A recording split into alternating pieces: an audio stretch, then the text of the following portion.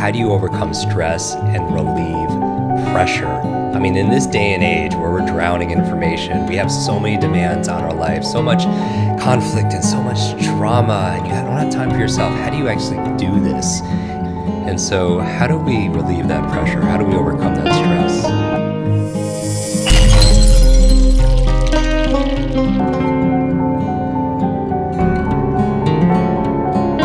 I've developed 3 really practical methods that I learned when I was a monk to overcome pressure in different areas of life. So one of the things I often talk about is a lot of us feel physical and mental pressure throughout the day.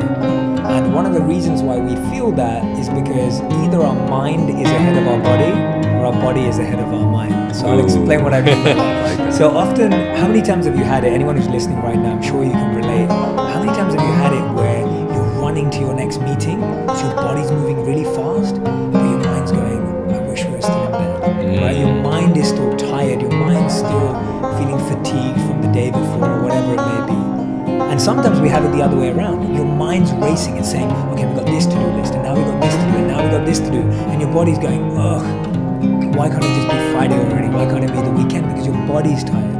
So what we generally experience in our life is either our body's ahead of our mind or our mind's ahead of our body. And that creates friction.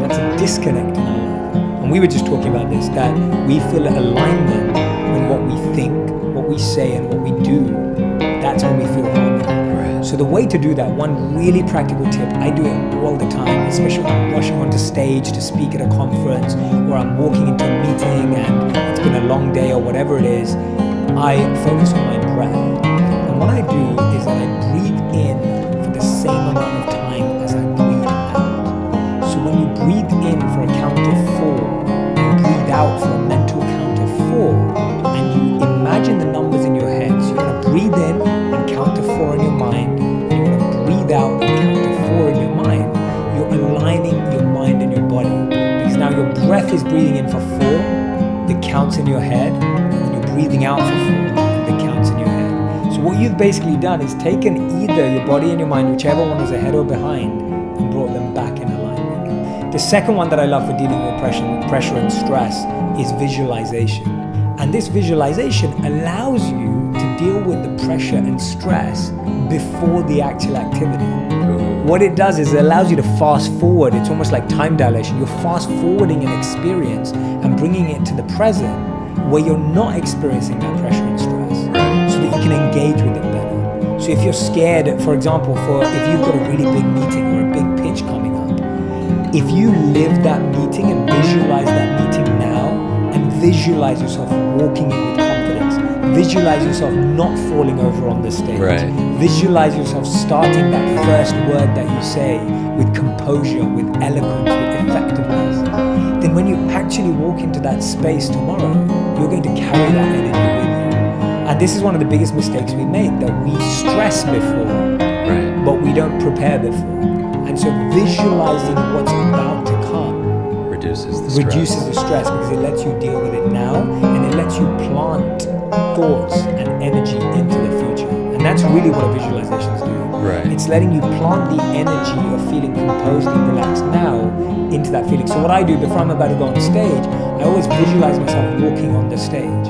And I do that to make myself feel comfortable and reminding myself I'm not going to trip on stage, which we all fear as speakers. And it allows me to feel confident before I walk on. So visualizing any expensive meeting, a lecture, an exam, whatever it may be, a test, whatever it is you do.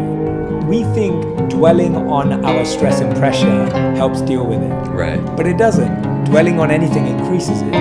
So the only way to deal with it is to reprogram ourselves to deal with it how we want, in the aspirational sense. I love to it. create that visualization. That's step 2. And step number 3 for me, which I love about, again, bringing the consciousness. So the first one we did, breath was the body, visualizations for the mind, and this one's for the consciousness, for your soul. And one of the ways of making your consciousness come alive, so it's said that when we're in a coma or even towards the end of our lives, the only sense that is still active is sound. We can still hear sound, and all of us, even when you wake up in the morning, you don't wake up to a visual, you wake up to sound. Sound is able to wake you up.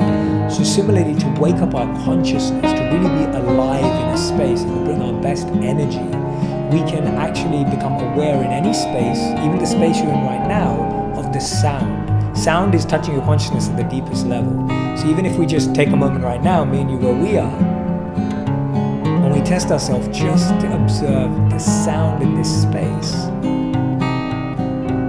wherever you are, that's going to bring your deepest attention to that place. And that's why I always say to people that if we're always scared of being lonely, it's because we've never learned to be alone.